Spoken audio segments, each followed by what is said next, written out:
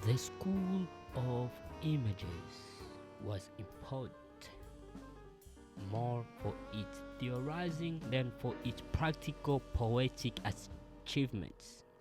Neither the imagisty name nor anything defined in imagisty form was to emerge until a few years later. The group gradually dissolved during the winter of 1909. Nothing more was heard from it until in November 1912, Ezra Pound published a book of his own called Rip Ostis, and to it attached an appendix called The Complete Poetical Works of T.E. Hornby, consisting of 5 short poems, of which the first was in autumn. In his explanatory notes, Pound mentioned the school of images, which may or may not have existed, and used for the first time the word imagisty. Imagisty, the word imagisty. Hello, imagisty. Excuse me, majesty. Imagisty, yes, he invented the word imagisty for the first time back in 1900, spelling it with a characteristic French flourish, or in another way, he was trying to.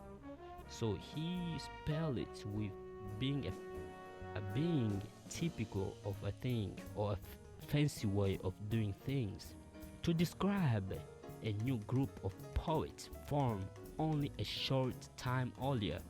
As for the future, he said in his notes, Laissez Majesties, the descendants of the forgotten school of 1909, have that in the keeping. Who these Majesties were, Pound neglected to say, but he appears to have been thinking mainly of 3. H.D., a pen name Pound invented for Hilda Doolittle, an American with whom he had a romance with in Philadelphia. Before going to London, Richard Eglinton, young Englishman, later married to H.D. for a short of time.